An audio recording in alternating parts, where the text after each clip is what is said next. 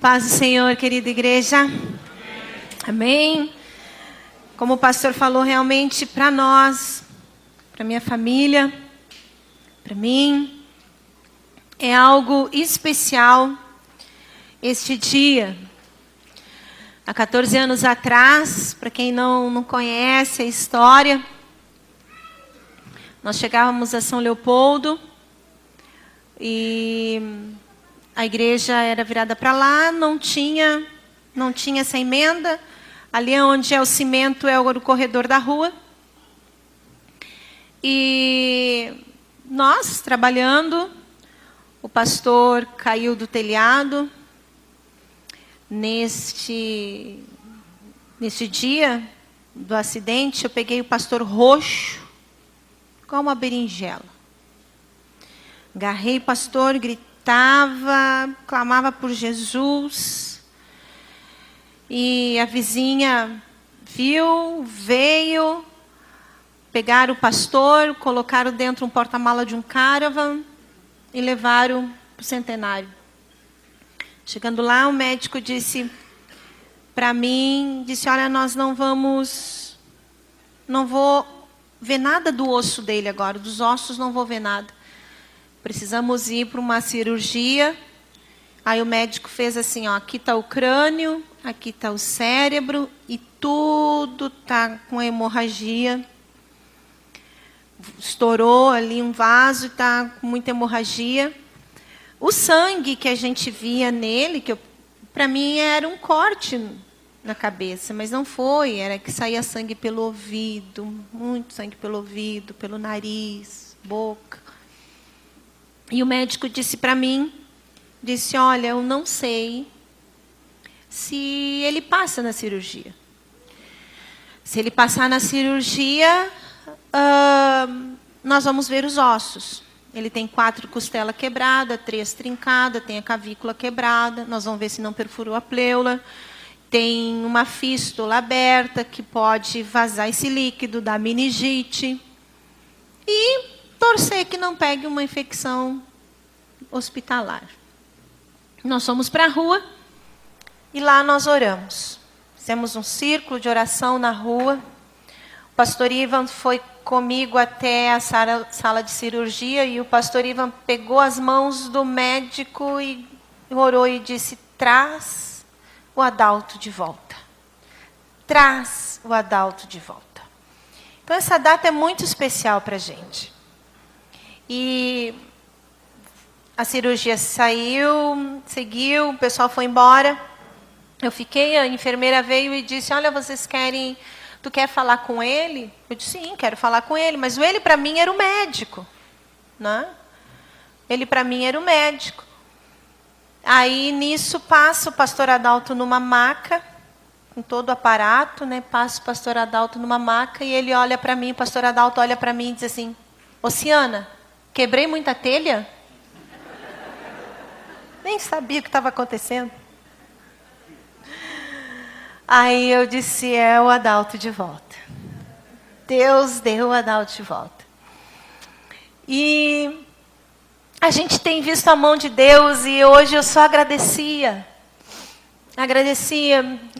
Eu só tenho que dizer obrigado, Deus. Obrigado, Deus. Obrigado, Deus, obrigado, Deus. E isso foi um acidente no sábado. No domingo, meus irmãos, eu estava ministrando com a igreja. No sábado eu estava no hospital. E no domingo eu tive que assumir o púlpito para ministrar para a igreja. Uma igreja que tinha um olhar de somente espectadores e não apoiadores. E ficou 11 dias internado na UTI. Esses 11 dias na UTI, esses 11 dias dormi na cama sem meu marido. Mas esses 11 dias, eu olhava para os pés da minha cama, tinha 2 Doberman nos pés da minha cama. E eu repreendia aqueles Doberman, aqueles cachorro grande me olhando, assim, eu repreendia aquilo em nome de Jesus, aquilo sumia, eu dormia. Noutra noite, estavam eles lá. Uma pressão de morte, de treva. sempre, sempre naqueles 11 dias. E ele ficou, aí ele mais tarde fez uma tomografia e foi ver um outro milagre que aconteceu, porque ele foi levado dentro de um porta-mala de um caravan, e depois já de operado e já se restabelecendo, foi ver que ele estava com estreitamento na vértebra. E aí teve que usar um colete, veio para casa, ficou 5 meses com um colete. Aí de que ele recebeu alta de tudo, nós ficamos felizes, glória a Deus, né? Recebeu alta, agora vamos organizar a casa, arrumar as coisas, né? As mulheres aqui me entendem, né? Vamos espanar, vamos mudar as coisas de lugar. Passou doença, passou problema. E eu tinha em Porto Alegre uma pessoa que me ajudava, a Alice. Eu peguei todas as roupas, organizei, eu disse, eu vou lá, vou levar para a Alice vai arrumar. Levei para Porto Alegre as roupas, a Alice organizou, a Alice arrumou as coisas para mim trazer para casa. E eu pensei, quando for buscar, vamos dar um passeio, não? Levar as crianças, faz 7 meses que nós estávamos aqui só, né? Sim, quando do acidente do pastor, meus irmãos, quando o pastor saiu, fazia 2 meses que nós estávamos em São Leopoldo, viu? Fazia 2 meses, eu nem sabia para que lado era o hospital. E fomos, né? Depois desses 5 meses que ele teve, recebeu alta, fomos passear e fomos buscar as nossas roupas. Passeamos, buscamos todas as roupas, colocamos dentro do porta-mala do carro, o pastor Adalto fecha o porta-mala, calça o pastor Adalto de revólver. E aqueles 2 homens disseram, tem alguém dentro do carro? Meus 3 filhos, nossos 3 filhos dormindo dentro do carro. E eu fui na frente deles, antes deles entrar dentro do carro, eu passei a mão no console, peguei minha bolsa, peguei os 3, não sei como, peguei os 3, joguei no chão, eles amontoaram, e aqueles 2 homens entraram no carro e saíram. E nós lá na calçada. E agora? Aí viemos para casa, ligamos para o pastor, nos trouxe, viemos para casa. Foi momentos difíceis, porque agora não tínhamos mais carro, não tínhamos a igreja, não tínhamos as roupas, não tínhamos como falar, porque tudo era o problema, o meu cabelo, que era curto. E a Letícia pega e entra dentro de casa e diz assim, mãe, agora nós podemos cantar um hino, né, mãe? A gente pode cantar um hino. E a Letícia, eu disse, vamos cantar um hino, filha, que hino? Restitui, eu quero de volta o que é meu. Sim, filha, vamos cantar. Agora a gente pode cantar. Restitui. Passou-se um tempo, o carro veio o carro, só ficou sem o rádio. E agora a gente estava trabalhando, seguindo, mas eu comecei a ouvir algumas vozes. E essas vozes diziam assim para mim, o diabo já tocou em tudo, na saúde, no dinheiro, nisso. E a voz dizia, agora só falta tocar nos teus filhos. Agora é os teus filhos. E agora os teus filhos. Até eles chegarem da escola, gente, eu chorava em casa. Porque eu passava aquele filme, eles caindo no valão, passava os filmes, o carro passando em cima deles, passava o filme, batida de carro, passava só coisas ruins.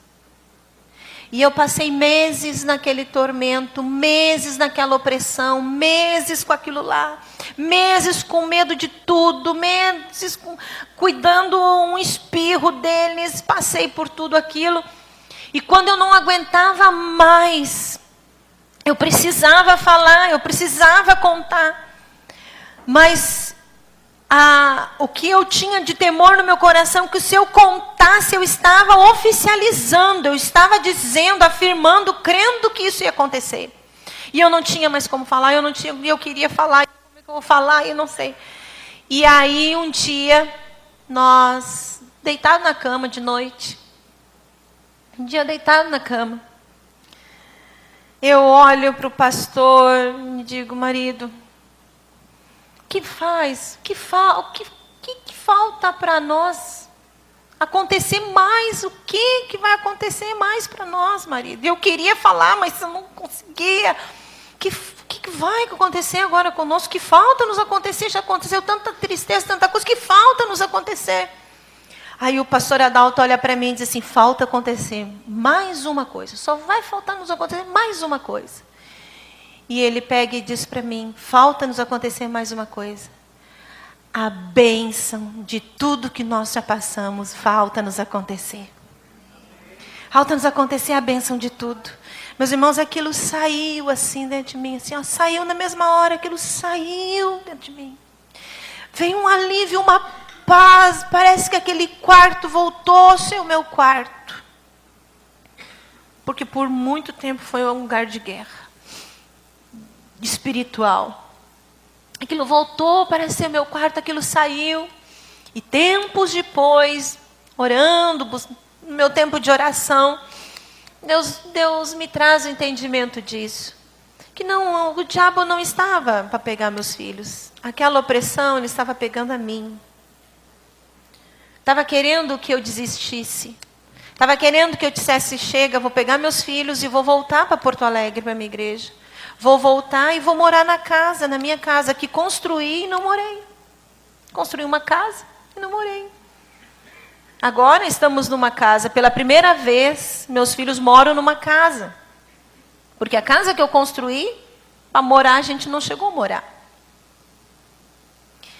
E Deus o que me trouxe o entendimento que o diabo queria que a gente desistisse. Que a gente saísse do lugar aonde Deus tinha nos enviado. E então hoje, isso que nós estamos vivendo hoje, gente, isso que nós estamos vivendo hoje, é mais uma etapa que Deus escreveu para esta igreja em São Leopoldo. Isso não é algo humano, gente, isso é algo divino. É algo que Deus está preparando. Deus nos deu um pavilhão. E eu creio em nome de Jesus que quando nós tudo chegar lá para um culto só, nós já vamos ser 2 igrejas dessa. Em nome de Jesus. Porque nós vamos encher o das 5 e vamos encher o das 7:30. Esse agora é o nosso propósito. Estamos trabalhando sim para lá. Estamos trabalhando para lá? Estamos. Da mesma forma que quando abrimos aqui, nós dizíamos assim, vamos abrir, porque as nossas famílias vão chegar nessa igreja. Lembra, Marta? Vamos abrir, que as nossas famílias vão chegar. Vamos abrir, que as nossas famílias vão chegar. Vamos.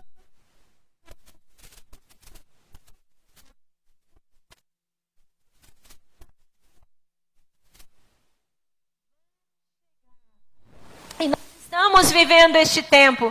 E isso é de grande valor, porque cremos que não está vindo de mão humana, mas sim de um plano, de um projeto de Deus.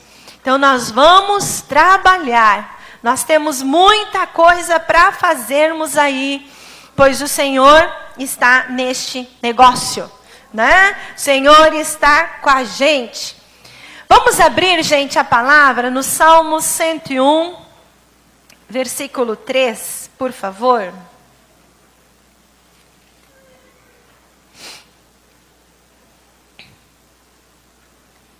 Salmo.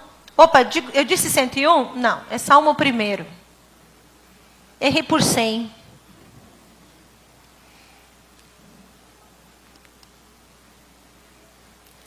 Vocês acham, quem esteve no primeiro culto achou, a pastora mudou a mensagem. Salmo capítulo 1, versículo 3. Ele é como a árvore, plantada junto à corrente de águas. que no devido tempo dá o seu fruto, e cuja folhagem não murcha, e tudo quanto ele faz será bem sucedido. Em outra tradução diz: é como árvore plantada à beira de águas correntes, dá fruto no tempo certo, e suas folhas não murcham. Tudo que ele faz prospera. Amado Jesus, que se abram os céus nesta noite, Senhor, sobre as nossas vidas. Que o teu Espírito, que a tua palavra, Senhor, seja revelada aos nossos corações nesta noite. Queremos e anelamos a tua presença, Senhor. A tua presença em nossas vidas. O teu Espírito ministrando em nós. Toma todos nós nesta noite. Pega-nos, Senhor, todos nós. Senhor, leva-nos à sala, aquele lugar que ainda não chegamos em Ti. Leva-nos a este lugar. Em nome de Jesus. Amém e amém. Gente querida, eu estou lendo um livro. O nome do livro se chama Enraizados, o nome do livro. E nessa noite eu gostaria de compartilhar algumas coisas que eu li e tem sido bênção para o meu coração. Nós lemos aqui que o salmista diz: bem-aventurado. O versículo 1 diz: bem-aventurado o homem. Feliz é o homem que anda com Deus, que está com Deus, que se assenta, que anda nos caminhos do Senhor. E diz: ele, este homem, este bem-aventurado, este feliz, que está na presença de Deus, ele é como uma árvore plantada junto à corrente de águas, que no devido tempo dá o seu fruto. Em tempo certo, ele dá o seu fruto. E o que mais me chama a atenção aqui, nessa passagem, que diz: as folhas não murcham. O bem-aventurado, feliz, o homem que está, o homem, a mulher com Deus, que anda com Deus, que é como uma árvore que está em Deus, ele não murcha. Ele não murcha. Ele está sempre firme e sempre florescendo e sempre dando fruto no tempo certo. Tem o seu fruto. Nós lemos no livro de João, capítulo 15, versículo 5, que Jesus faz uma analogia, traz uma metáfora, dizendo: Jesus disse, eu sou a videira, vocês os ramos. Se alguém permanece em mim e eu nele, esse dá muito fruto, pois sem mim vocês não podem fazer coisa alguma.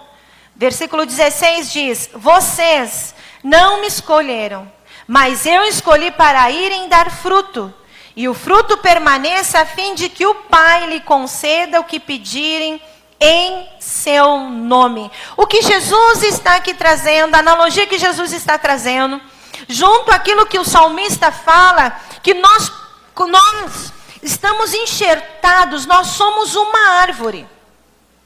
Você vai dizer: mas não, eu não sou árvore, eu sou um ser humano. Mas diante de Deus, na nossa caminhada espiritual, na nossa caminhada em sermos cristãos, em vivermos uma vida com Deus, nós somos como uma árvore. E aquele que está em Jesus é uma árvore que não murcha, é uma árvore que não desanima, é uma árvore que não para no caminho. E Jesus diz: olha, vocês são os ramos. E este ramo não é só um ramo, este é um ramo frutífero. Este é um ramo que tem um destino. Este é um ramo que tem uma missão. Este é um ramo que tem um resultado. Este é um ramo que traz respostas, traz algo. A resposta é um ramo que tem fruto. E se nós lermos todo o capítulo 15, você vai ver 8 vezes a expressão: um fruto que permaneça. Um fruto que permaneça, permaneça, permaneça. É um fruto que permanece. E o que é um fruto que permanece? É um fruto, gente, que quando chegar nele, quando um crente, um cristão, uma pessoa que está decidida a seguir a caminhada com Jesus, e ela é uma árvore, ela está em Jesus, ela é um ramo que produz fruto, quando ela é provada, ela tem sabor de Jesus. Ela tem sabor.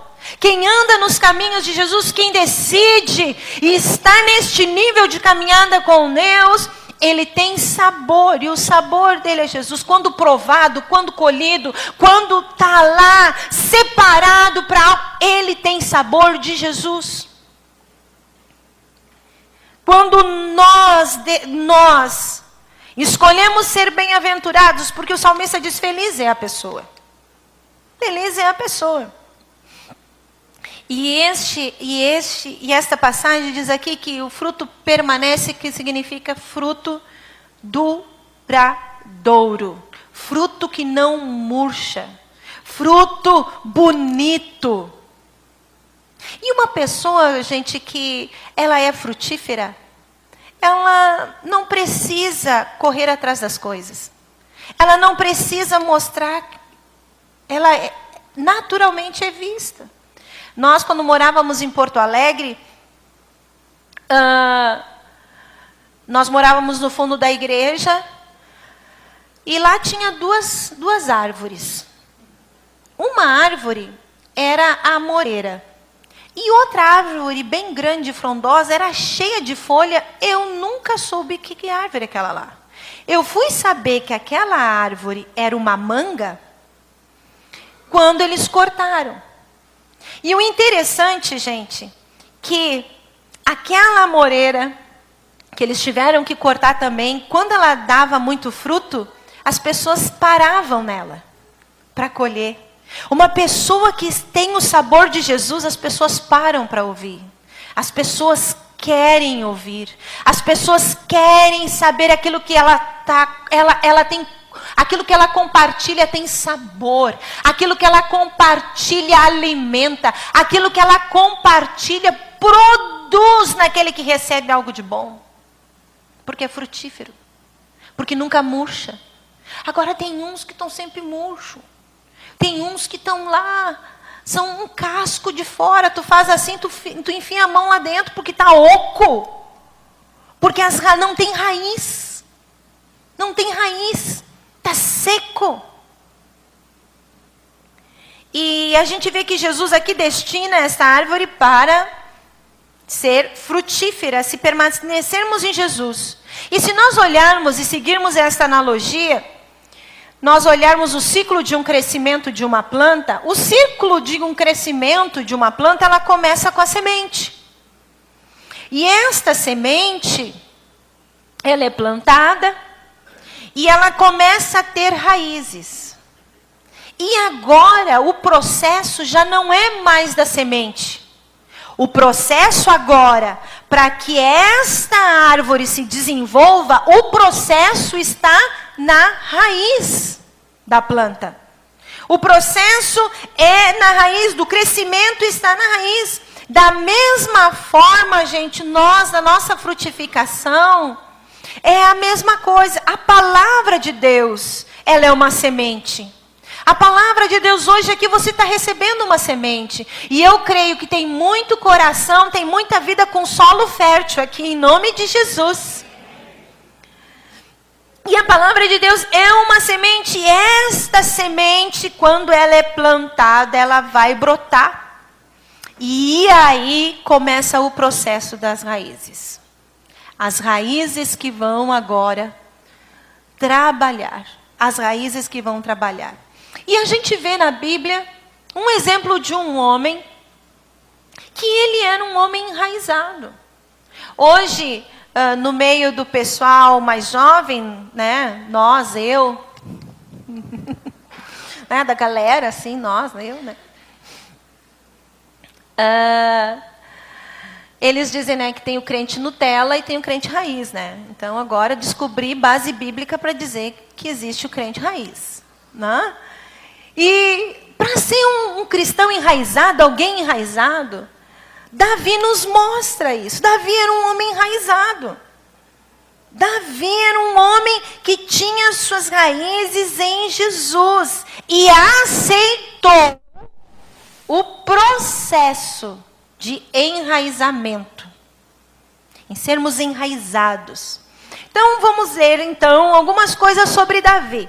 Em 1 Samuel, capítulo 16, versículo 7, diz assim: o Senhor, contudo, disse a Samuel: não considere a sua aparência nem sua altura, pois eu o rejeitei. O Senhor não vê como o homem vê a aparência, mas o Senhor vê o coração. O que estava acontecendo aqui? Samuel foi enviado da parte de Deus para ungir o próximo rei de Israel. E Samuel entra na casa de Davi, e está lá todos os irmãos de Davi. E Samuel chega para um dos irmãos para ungir, e Deus disse: esse não, tu não pode ungir esse. Porque, parafraseando, eu colocando aqui com as minhas palavras, não, Samuel, tu acha que pelo porte dele, pela aparência, pelo externo, tu acha que é esse? Mas não é. E nós vemos aqui um princípio de um processo de enraizamento, é que pode ser o exterior um biotipo, mas dentro é pequeno. E às vezes pode ser aquela coisa que a gente olha e diga, não serve, mas serve, porque é grande diante de Deus. E aí Samuel diz, tem mais alguém aqui? Aí Jessé diz, tem um Davi que está lá cuidando das ovelhas. E a Bíblia fala que o perfil de Davi era uma aparência pequena, né? Era ainda muito jovem. E quando Davi chega, Deus diz, esse sim. Deus tinha também, meus irmãos, rejeitado o coração de Saul. O Senhor quer prioritariamente, o que Deus deseja de nós é o nosso coração. Depois Ele trabalha com as coisas para fora. Primeiro é dentro, primeiro é interno, para depois as coisas são fora. Sem raízes profundas, a gente não pode ter fruto. E quando sem raízes profundas se começa a crescer, logo no meio do caminho morre. Logo no caminho murcha. Logo no caminho desiste aquele crescimento. Nós podemos ver isso em Lucas capítulo 8, versículo 13 e 14, que diz o seguinte: as sementes que caíram sobre as pedras são os que recebem a palavra com alegria quando ouvem, mas não têm raiz. Vou ler novamente. As sementes que caíram sobre as pedras são os que recebem a palavra com alegria quando as ouvem, mas não têm raiz. Creem durante algum tempo, mas desistem na hora da provação. As que caíram entre espinhos são as que ouvem, mas, ao seguirem seu caminho, são sufocadas pelas preocupações, pelas riquezas e pelos prazeres desta vida, e não amadurecem. O processo, gente, começa na raiz. Aqui Jesus estava explicando o quê? Que tem pessoas que até gostam do que está ouvindo, querem aquilo que está sendo explanado, sendo ministrado, gostam, recebem com alegria, desejam isso, mas não deixam enraizar. Não deixam ali. Por que não deixam ali? Porque na caminhada, elas estão olhando mais para as riquezas. Na caminhada, e isso, riqueza, não se refere a valor financeiro. Riqueza é naquilo que é prioritário. Aquilo que é muito, muito importante. Como prioridade. Aonde está a tua riqueza, aonde está o teu coração, onde está a tua vontade, aonde está isso. E também pode ser financeiramente. Então, na caminhada, olham para as riquezas, olham para as suas preocupações, olham para os seus prazeres e elas não se enraizam aí. E aí não tem como amadurecer.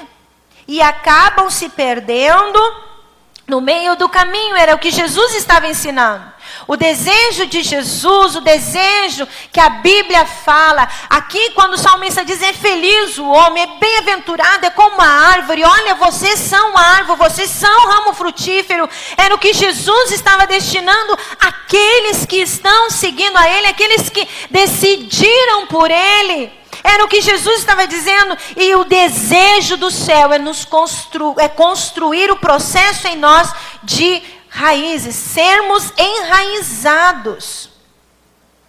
2 Coríntios capítulo 4 fala que nossa vida ela tem que estar num olhar mais para as coisas eternas do que para as coisas naturais.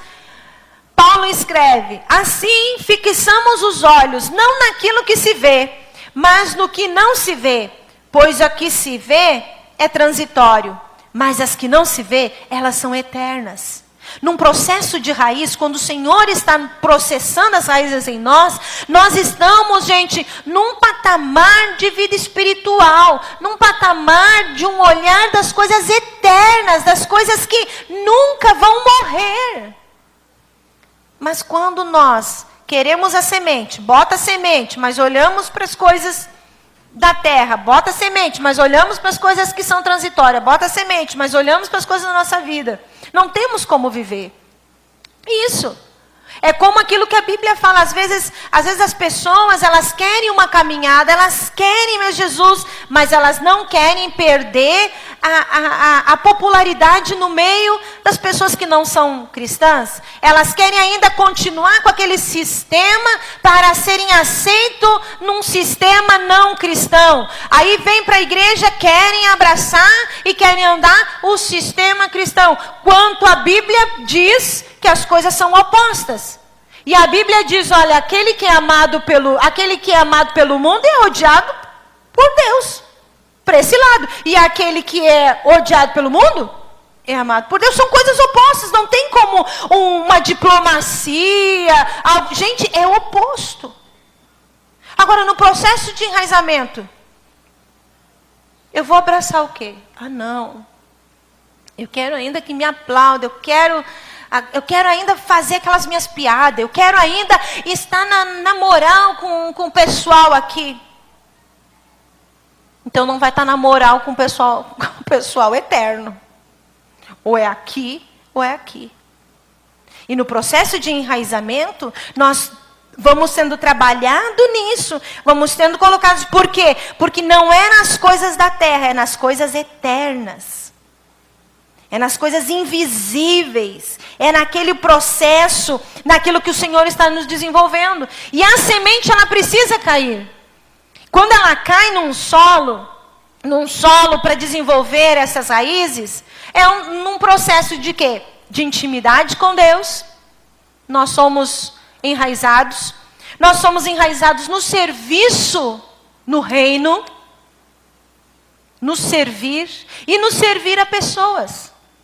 No servir as vidas que precisam ouvir de Jesus. Davi tinha isso no seu coração, gente. A gente vê Davi servindo a sua família. A gente vê Davi servindo até Saul quando tocando sua harpa. A gente vê Davi servindo. A gente vê Davi sendo trabalhado num processo de enraizamento. Em momentos que ele teve que se esconder numa caverna. Davi teve um momento que ele teve que se esconder na caverna. E lá na caverna, chamada caverna de Adulão, ele teve que se esconder. E lá foram outras pessoas para lá. E outras pessoas que tiveram lá, olha bem, meus irmãos, olha olha a maravilha disso. Outras pessoas que entraram, outros homens que entraram junto a essas cavernas, eram pessoas doentes. Emocionalmente, doentes no seu caráter, eram pessoas endividadas, diz a Bíblia, eram pessoas debilitadas em todas as áreas, mas encontrou um homem que estava num processo de enraizamento, encontrou um homem que tinha fruto para dar. E sabe o que aconteceu? Surgiu um grande exército. Davi lá lapidou a sua liderança, lapidou aquilo de ser enraizado e tinha fruto, e nasceu um grande exército muito leal a Davi. Nasceu uma equipe que trabalhava muito junto e venceram dali, começaram a vencer. Ser enraizado é abraçar esse processo, gente. Ser enraizado é abraçar processos. É desejar que Jesus desenvolva em nós. Levar-nos a tempo dele, da forma dele, do meio dele. Quando nós estamos sendo enraizados num processo, escuta só, presta atenção aqui. Quando estamos sendo enraizados num processo, nós não queimamos etapa. Nós não queimamos fases. Davi não queimou fases da sua vida. Ele andou dentro do proceder das fases e do tempo de Deus. Ele não queimou. A gente pode ver isso em 1 Samuel, capítulo 26. Que diz assim, versículo 11. O Senhor me livre de levantar a mão contra o seu ungido. Agora, vamos pegar a lança e o jarro com água que estão perto da cabeça dele e vamos embora. Então, Davi apanhou a lança e o jarro que estava perto da cabeça de Saul e eles foram embora. Ninguém os viu, ninguém percebeu e ninguém acordou. Estavam todos dormindo, pois um sono pesado vindo do Senhor havia caído sobre eles. Olha que tremenda postura de Davi. Davi não queimou a fase na vida dele. Davi, nesta ocasião, já havia recebido a unção do profeta Samuel, já havia sido ungido rei. E Davi chega agora e encontra Saul dormindo. Aqueles que estavam junto com Davi dizem, olha aí, Saul está dormindo, Davi mata o Saul. É Deus nos dando. Olha, espiritualizaram. Né? Espiritualizaram as coisas. Começaram a espiritualizar. Mata. É Deus que está nos dando. Olha aí, ó. De mão beijada. De mão beijada, né? Mão beijada é a gente que diz. Não está na Bíblia, tá, meus irmãos? De mão beijada ali, ó. O Saul que está te perseguindo, que está fazendo isso. E tu já tem a unção, Davi. Então mata Saul. E Davi disse, não. Eu não vou tocar no ungido, eu não vou tocar. Sabe por quê, meus irmãos? Porque Davi sabia e tinha confiança em Deus, porque o reinado de Davi não estava na mão de Davi, o reinado de Davi estava no tempo de Deus. Davi sabia que um dia estaria no trono, mas ele não queria o tempo dele, ele queria o tempo de Deus. Se Davi quisesse o tempo dele, Davi tinha matado Saul naquele momento. Mas Davi não fez. Nós não podemos queimar fases. Às vezes nós temos um plano, Deus tem um plano na nossa vida, Deus tem coisas na nossa vida e abortamos porque queremos queimar fases. Nós temos aqui na igreja, caminhamos aqui na igreja num processo de crescimento e nós hoje estamos vivendo um marco de uma nova etapa na nossa vida e temos que nos alegrar porque estamos crescendo, multiplicando, as paredes não estão nos retendo, estamos indo para fora, meus irmãos. Irmãos, seria tão fácil, seria tão bom a gente pegar... Seria prático para nós. Seria muito prático para mim, o pastor Adalto. Estamos com a igreja cheia. Ó, Deus, me responsabilizo de chegar no céu só com essa turma aqui. Prego no domingo. E pronto. Eu ia ficar feliz em trocar o piso da igreja. Que aí ia ter dinheiro para trocar o piso da igreja. Ia trocar a frente. Ia mandar o Anderson fazer um monte de coisa lá, ia contratar lá a empresa do Anderson, fazer um monte de coisa que passa na minha cabeça para fazer. Né? Ia fazer as coisas, botar som, ia fazer um monte de coisa. Mas nós não estamos fazendo isso. Nós estamos fazendo um trabalho bem mais difícil. É levantar recurso com um grande pavilhão.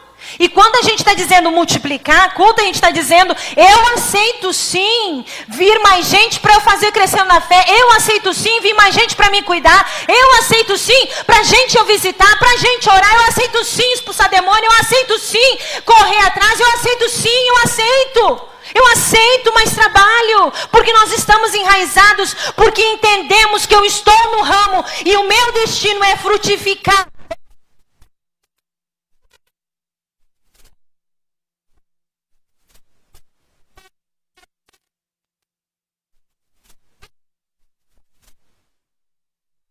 E nós estamos num pavilhão. E eu creio que nós vamos com 2 igrejas para lá. Das 5 e das 7h30. Em nome de Jesus. E eu digo igreja não porque nós estamos divididos. Eu digo igreja em número de cadeira. Estão me avisando que é para lá. Eu boto para cá, não é para cá. Estão me avisando que é para lá. Obrigada. É para lá. Ah, para lá. Não erre o caminho. Vamos para lá. Não é para São Miguel. É para lá. Né? Então, nós estamos nisso. Estamos aceitando um trabalho, estamos aceitando um desafio, estamos orando, estamos trabalhando na cantina, e estamos aí segurando as coisas, gostaríamos de fazer. Seria muito tão fácil, irmãos. Eu ia botar mais ar-condicionado, nós íamos botar um outro piso, nós ia deixar isso aqui tudo brilhando e bonito. Tudo. Mas nós temos um alvo, temos um destino, nós temos um pavilhão, nós temos algo maior. E esse algo maior está dizendo, é trabalho. Eu quero trabalho porque eu sou frutífero. Esta igreja é frutífera. Aqui tem homens e mulheres que têm sabor de Jesus. Davi não queimou etapa. Davi não queimou etapa. Às vezes as pessoas estão queimando etapa no seu ministério. Queimando etapa no seu chamado. Quantos já passaram por aqui, meus irmãos? Uma vez chegou uma pessoa aqui, dizendo, eu quero ajudar, eu quero trabalhar, eu quero cantar. Ótimo, a gente quer. Tem vaga. O que a gente quer é ver pessoas junto conosco, uma equipe, junto, vamos trabalhar. Então o que eu faço? Quando eu posso? Vamos fazer o Crescendo na Fé. Primeiro vamos fazer o Crescendo na Fé. Aí ela, então tá, fazer o Crescendo na Fé. Como é que faz Crescendo na Fé? Assim, assim, assim. Então tá. Aí passou uns dias, ela me liga. Ó, pastor, eu já fiz o Crescendo na Fé. Eu disse, como assim já fiz o Crescendo na Fé? Eu já fiz o Crescendo na Fé. Que gente fez Crescendo na Fé? Sim, eu peguei a apostila emprestada da minha vizinha, eu li toda ela, eu já fiz o Crescendo na Fé. Eu disse, não, é assim Crescendo na Fé. Crescendo na Fé não faz assim. Nós fizemos semanalmente, assim, assim, assim. Ah, é assim? Mas eu já sei tudo. Eu já sei todas aquelas coisas lá. O que aconteceu, gente? Não. Eu não vou fazer por fase. Eu quero pular a fase. E pular a fase, gente, aborta. Aborta aquilo que Deus quer fazer. Davi não abortou, não queimou as fases na vida dele. Ele esperou, ele confiou em Deus, ele sabia que viria aquilo que Deus planejou, virá aquilo que Deus planejou. Mas eu sonho, outra vez, uma vez aqui, chegou uma pessoa, ai, que igreja acolhedora, que igreja querida, eu quero trabalhar, eu quero estar junto, amém, vamos lá. E ele perguntou, pastor, quando é que eu posso pregar? Eu disse, pastor, mas pode pregar. Nos apriscos, mas vamos fazer o Crescendo na Fé, gente. O que é Crescendo na Fé? Ele explicou, depois isso. Ah, pastor, mas isso aí já vai dar quase 1 ano, né? Que eu tenho que fazer? Sim. 1 ano e meio. Ah, isso dá quase 1 ano e meio? É, sim. Não ficou. Não quis ficar. E aquilo que Deus quer, Davi, gente, um homem segundo o coração de Deus. A Bíblia fala no livro de Atos que Deus procurou um homem que fosse segundo o coração dele e achou em Davi. Porque Davi confiava em Deus. Mas a grande arma do diabo, gente, é fazer o contrário. A grande arma do diabo é dedicar a convencer-nos que Deus está demorando, que Deus não nos chamou, a convencer-nos que Deus não pode nos usar, a convencer-nos que nós não vamos conseguir nos santificar, a convencer-nos que Deus não vai nos ajudar a nos consagrar, a convencer que Deus não está ouvindo a nossa oração. O diabo quer cultivar ervas daninhas. Ervas daninhas da desconfiança, ervas daninhas do desânimo, ervas daninhas da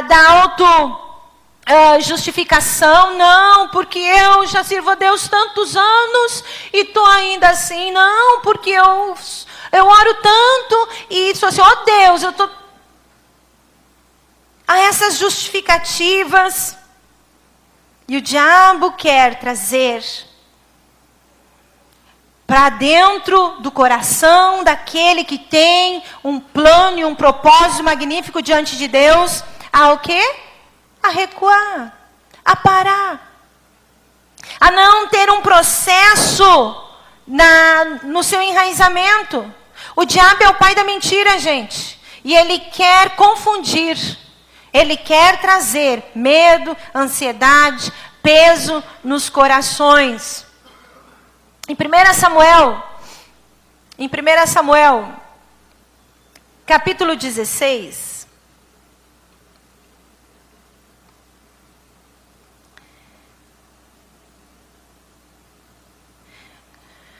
versículo 18, que diz assim: um dos funcionários respondeu: conheço um dos filhos de Jessé de Belém, que sabe tocar harpa, é um guerreiro valente, sabe falar bem, tem boa aparência e o Senhor está com ele. Olha o testemunho que estão dando de Davi. Davi era conhecido, mas era conhecido porque o Senhor era com ele. Era um adorador, era um levita, porque o Senhor era com ele. Davi dava testemunho que ele confiava em Deus, que ele confiava no Senhor. Se nós formos ler o Salmo 18, versículo 2, diz assim: o Senhor é minha rocha, a minha fortaleza, o meu libertador, o meu Deus é o meu rochedo em quem me refugio. Ele é meu escudo, é o poder que me salva, a minha torre alta. Olha o que era Deus, o que era o coração de Davi, referente à revelação que ele tinha do céu, referente à revelação que ele tinha do Senhor. Força, poder, segurança, suprimento. E a gente vê isso, que isso era evidente na vida de Saul, que ele era conhecido, que o Senhor, as pessoas testificavam que o Senhor era com ele. Se lermos também em 1 Samuel, agora capítulo 17, versículo 37, diz assim: o Senhor me livrou das garras do leão, das garras do urso, me livrará das mãos deste filisteu. Diante disso, Saul disse a Davi: vá, e que o Senhor esteja com você. O que estava acontecendo aqui? Olha bem o que estava acontecendo aqui. Davi, ele não foi para a guerra, não foi convidado para fazer parte do exército, mas o seu pai pegou e disse: vai lá, leva pães e queijos para os teus irmãos. E ele foi. Quando ele chegou aonde estavam os exércitos, de um lado estava o exército de Israel, do outro lado o exército filisteu, e no meio o gigante Golias. E o gigante Golias andava ali e afrontava o exército de Deus vivo, afrontava Deus e falava um monte de coisa. Diz a Bíblia que Davi disse: eu não vou deixar, não. Eu não vou deixar. Eu vou matar esse Golias. Eu vou. E Davi foi lá, se apresentou para Saul e disse: eu vou ir lutar. Eu vou ir lutar. E diz que Davi, quando chegou lá, Saul pegou e quis dar a espada dele, quis dar a armadura dele. E diz que a espada de Saul, que o colete de Saul, a roupa de Saul, era muito grande e não coube. Né? Era muito grande, não era do mesmo modelo, do mesmo porte de Davi. E Davi disse, não, muito obrigado, eu não quero a tua espada, eu não quero a tua roupagem. Meus irmãos, aqui nós temos um outro princípio que precisamos aprender com Davi. Nós, como filho de Deus, nós não precisamos roupagens emprestadas. Nós, como filho de Deus, nós não precisamos vestir algo de outros. Há pessoas que vestem, querem roupagens para a sua vida financeira, querem sua roupagem para sair de um problema. Eu não preciso de outra roupagem. Às vezes a gente quer usar outras roupagens. As pessoas às vezes têm problema em dizimar, porque acham que não dizimando vão conseguir pagar suas dívidas, vão conseguir sanar outras coisas, vão conseguir comprar uma coisa que vai agradar o seu coração, ou vai dizer, vai faltar. Eu estou botando outra roupagem. Eu preciso confiar que o Senhor é meu supridor. Eu confio nele, Ele me abençoa. E a Bíblia diz que aquele que segue, Deus abriria as portas do céu, as janelas do céu. Eu não preciso de roupagem. Eu não preciso de roupagem tentando ainda espiritualizar as coisas. Como aconteceu uma vez, há muito tempo atrás, e repito, muito tempo atrás, um irmão quis dar um testemunho. E aí ele foi dar um testemunho, e o testemunho dele é esse: pastor, Deus me prosperou. Deus me prosperou. Ai, como Deus prospera. Eu fui no posto de gasolina, dei R$10 para pagar minha gasolina. E pastor, ai, glória a Deus, pastor nem sabe, me deram o troco de R$50. Me deram o troco de R$50. Aí o pastor pegou e olhou para ele e disse, vai lá e devolve, que esse dinheiro não é teu. Também não quis ficar com a gente, meu irmão. Também não quis ficar com a gente. Devolve lá, que não é teu. E as pessoas estão querendo botar roupagem, estruturar, moldar, para dizer que estão ainda ganhando, e colocam Deus no meio, colocam Jesus no meio. Como uma vez eu ouvi, graças a Deus que eu ouvi como piada, que diz assim, que a Bíblia diz que a gente tem que, se alguém fizer algo e dá um tapa no teu rosto, né? Tu oferece o outro, né? Aí eles disseram, pois é, né, pastora? Quando alguém quiser me dar um tapa no rosto, eu ofereço o outro lado, ele bateu num lado, eu ofereço o segundo, mas o terceiro a Bíblia não diz, né, pastora? Porque o terceiro eu posso revidar, né? Não pode revidar. Querem moldar as coisas. Querem ganhar, mostrar com roupagem que não são vinda de Deus. E aí, sabe qual foi a resposta de Davi para Saul? Davi chegou para Saul e disse, rei, o meu Deus me abençoou quando eu enfrentei um leão e eu matei o leão.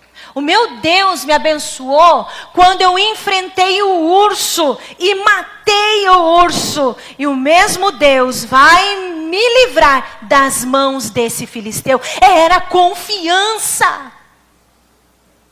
Era confiança. Era ele olhando para trás e dizendo, se Deus me abençoou com o leão, se Deus me abençoou contra o urso, ele continua sendo meu Deus. Eu não deixei de honrá-lo, eu não deixei de amá-lo.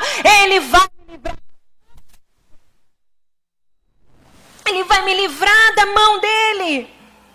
Porque eu confio no Senhor. Termos intimidade com Deus, meus irmãos, é conhecer a Deus, é conhecer sua voz, é conhecer. No livro de Daniel diz, o povo que conhece o seu Deus, esse será forte. É na intimidade que precisamos, é onde somos enraizados. É aonde o Senhor, aonde nós desejamos e abrimos o nosso coração. Senhor, molda essas raízes. Senhor, faz essas raízes crescerem. Senhor, arruma, eu quero estar enraizado em Ti, eu quero estar nessa raiz. Salmo capítulo 9, versículo 10 diz assim: os que conhecem o Teu nome confiam em Ti, pois Tu, Senhor, jamais abandona os que Te buscam. Jamais abandona os que Te buscam. O Senhor jamais abandona. Quando temos a dependência nele, quando confiamos, Senhor, se essas coisas não estão segundo a minha ótica, se essas coisas não estão segundo tanto a minha vontade, eu confio em Ti. É processo, porque Tu sabe o melhor para a minha vida. Tu sabe o melhor para a minha vida. Tu conhece melhor a minha vida. Eu sei que Tu não mente. O diabo é o pai da mentira, mas Deus não mente. Apóstolo Paulo escreve para Tito, no capítulo 1, versículo 1 e 2, diz assim: Paulo, servo de Deus e apóstolo de Jesus, para levar os eleitos de Deus à fé e ao conhecimento da verdade, que conduz à piedade, fé e conhecimento que se fundamentam na esperança da vida eterna, a qual o Deus que não mente prometeu todas as coisas. Deus não mente. Diz aí para a pessoa que está ao teu lado, ele não mente não. Tiago capítulo 1. Capítulo 1, versículo 17. Toda boa dádiva e todo dom perfeito vem do alto, descendo do Pai das luzes, que não muda como sombras inconstantes. Não muda, Ele não muda. Ele está lá, sempre com desejo e dizendo: eu não abandono, eu não minto, eu estou. Aquele que fez a promessa é fiel. Ele é fiel, Ele não muda. No Salmo, capítulo 13, versículo 5, o salmista diz: Davi, eu, porém, confio em Teu amor, o meu coração exulta em Tua salvação. Davi confiava. No Deuteronômio, gente, capítulo 31, versículo 6, nos diz que nada, gente, não há um lugar em que Deus não veja, não esteja. Ele está em todos os lugares. Não existe o que você possa fazer que Deus não está vendo. Não existe o que você possa falar que Deus já não saiba o que você está falando. Deus está conosco sempre. Deuteronômio capítulo 31, versículo 6 diz: sejam fortes e corajosos. Não tenham medo e nem fiquem apavorados por causa deles. Pois o Senhor, o seu Deus, vai com vocês. Nunca os deixará, nunca os abandonará. Vai ser forte, permanece. Permanece enraizado. Tenha raízes, que essas raízes, que Jesus cada dia mais tenha um processo. Só que o processo às vezes dói, gente. O processo às vezes dói. E quero dizer a vocês que Deus não está interessado no nosso conforto. Deus está interessado no nosso crescimento. Deus não se interessa com o nosso conforto. Deus está interessado no nível do nosso crescimento. Ele está interessado em nos levar sempre para perto dEle. Ele está nos interessado em que a gente venha buscar primeiro as coisas do alto. As demais coisas Ele acrescenta. Não quer dizer que não iremos receber, mas nós iremos receber. Não precisamos ir buscar. O que temos que buscar é as coisas do alto primeiro. É as coisas do alto primeiro. No Salmo 139, nos diz que Ele está em todos os lugares. Nos diz que Ele conhece tudo. Ele nos diz que Ele nos sonda e nos conhece. Sabe quando me sento, sabe quando nos levantamos. De longe percebe os nossos pensamentos. Sabe muito bem quando nós trabalhamos, quando nós descansamos. Todos os nossos caminhos são conhecidos por Ele. Antes mesmo que a palavra chegue à minha língua, Ele já sabe. Tu me cerca por trás, por diante, pela frente.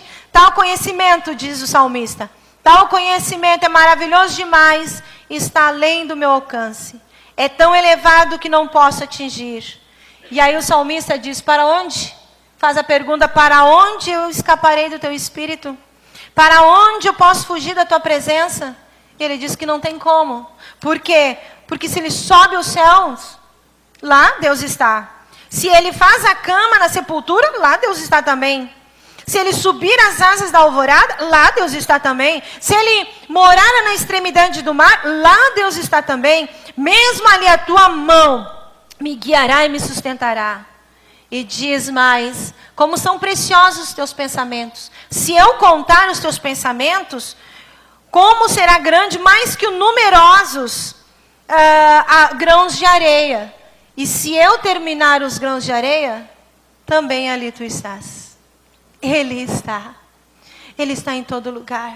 Ele está quando você deita. Ele está quando você levanta. Ele está lá quando você se entristece. Ele está lá quando você é magoado, quando você é ferido. Ele está lá quando as coisas não vão bem. Ele está lá quando as coisas vão bem. Ele está lá quando você se frustra nos seus projetos, quando se frustra com as pessoas. Ele está lá também. Ele está lá também nos ventos de desânimo. Ele está lá também nos momentos de tristeza. Ele está porque nós temos o Consolador na vida da pessoa do Espírito Santo. Ele está nos abençoando, Ele está nos consolando, mas precisamos deixar ser enraizados. Precisamos ter essa raiz. Davi era um homem que estava enraizado. Deus não tem interesse no nosso conforto, mas tem interesse, como eu já disse, no nosso crescimento. Deus está desenvolvendo em nós raízes. Quando as coisas, talvez você chegou aqui triste, talvez você chegou aqui pensando várias coisas. Talvez você chegou aqui de uma semana não muito legal. Mas quero dizer para você que Deus veio. Quero dizer para você que Deus está formando raízes. Mas essas raízes, para mostrar o tamanho da força que Ele tem, no fruto que você vai dar. Glória a Deus! Glória a Deus! Ah, como isso me motiva, meu irmão, em pensar que o processo de Deus, de nos formar as nossas raízes, deixarmos sermos enraizados, é para o nosso fruto, é para ver o sabor que vai sair, é para ver o tamanho dessa árvore que vai alcançar a tantos. Isso é maravilhoso. Deus está desenvolvendo quando confiamos, não no braço humano. E Jesus disse no livro de João, para nós ir terminando, no livro de João, capítulo 1, contudo, aos que receberam, aos que creram em Jesus, deu-lhes o direito de se tornarem filhos de Deus, os quais não nasceram por descendência natural, nem pela vontade da carne, nem pela vontade de algum homem, mas nasceram de Deus. Aqueles que deixam suas raízes serem desenvolvidas num processo, ou aqueles que não têm raiz, desejam ser enraizados. A colocação disso, que a Bíblia diz, é que somos filhos. E como nós podemos ser filhos de Deus? A Bíblia diz que nós precisamos nascer de novo. Como nascer de novo? Não posso voltar para dentro da barriga da minha mãe? Mas como eu tenho que nascer de novo? Nascer do Espírito. Como eu nasço do Espírito? Entregando a minha vida a Jesus. Aceitando essa semente da palavra de Deus. E dizer, Senhor Jesus, eu quero que Tu sejas as minhas raízes. Que Tu forme essas raízes, esse processo de enraizamento na minha vida. E Deus quer nos usar para isso. Deus quer trazer um processo para a nossa vida. E neste processo, para sermos frutíferos, sermos abençoados. E a Bíblia diz, voltando para o primeiro versículo que lemos, Ele tudo prospera. Ele é bem-sucedido. Mas diz que o feliz, bem-aventurado é aquele que escolheu andar pelo novo e vivo caminho que é Jesus. Nessa noite, você que não teve uma oportunidade ainda de dizer, eu quero receber Jesus. Eu quero entrar por este novo e vivo caminho. Eu quero me tornar filho de Deus. Eu quero dizer a você, você tem essa oportunidade essa noite. Dizer, Senhor Jesus, eu quero entregar a minha vida a Ti.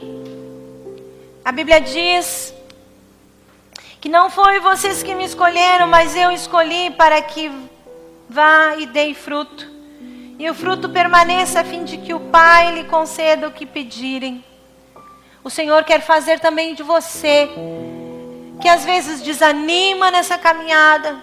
Às vezes você sonhou tanto no ministério, você projetou tanta pureza na sua dedicação. E o diabo veio com os embates, veio com tantas coisas e machucou essa caminhada.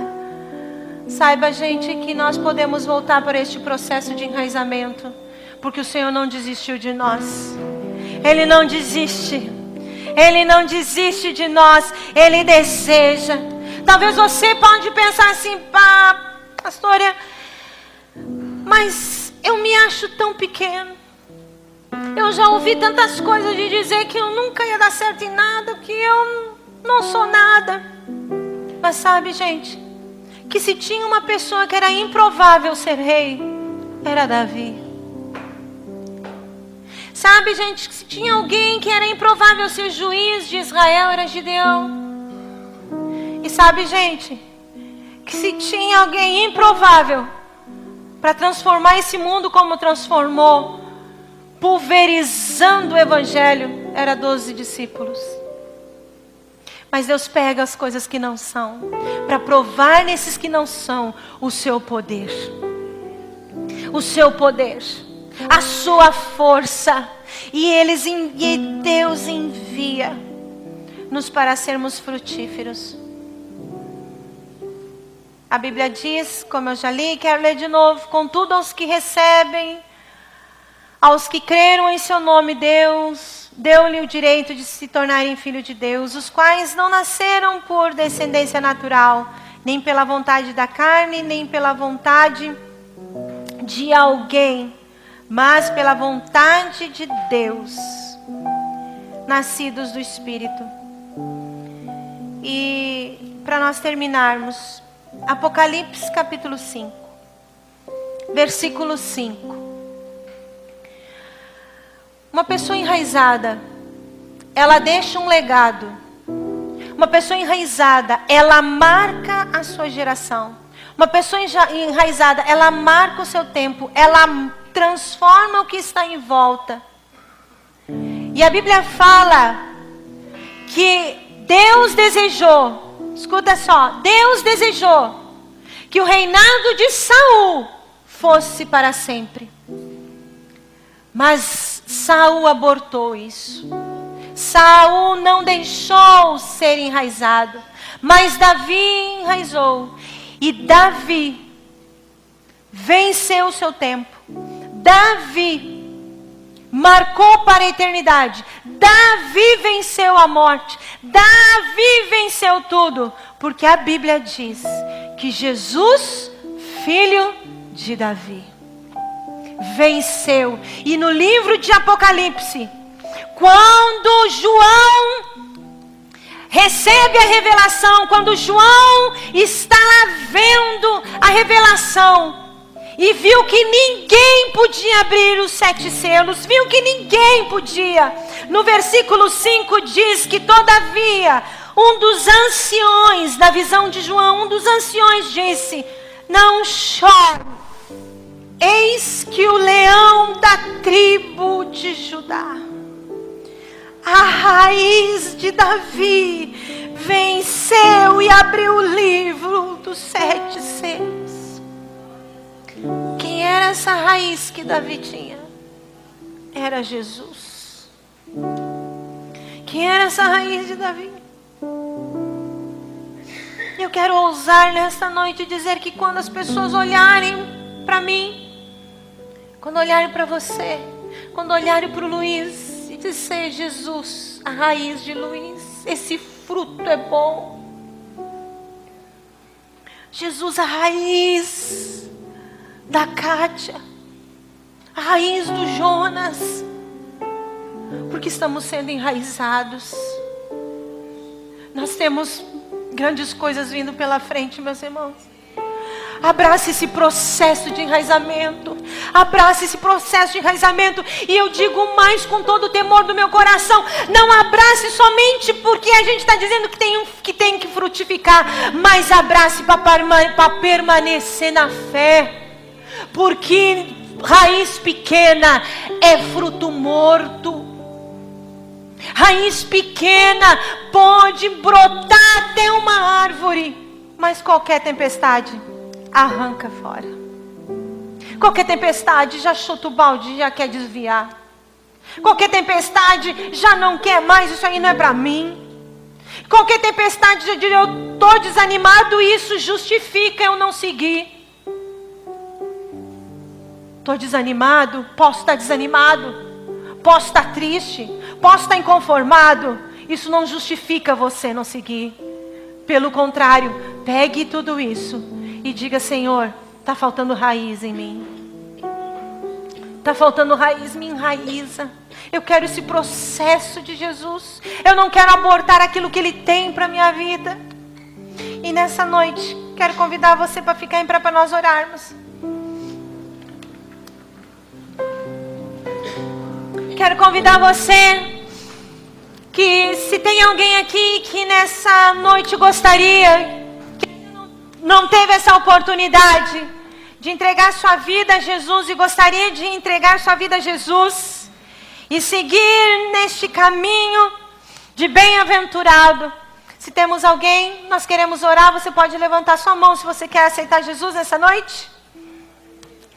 Enquanto nós vamos louvar a Deus, nós queremos orar por você.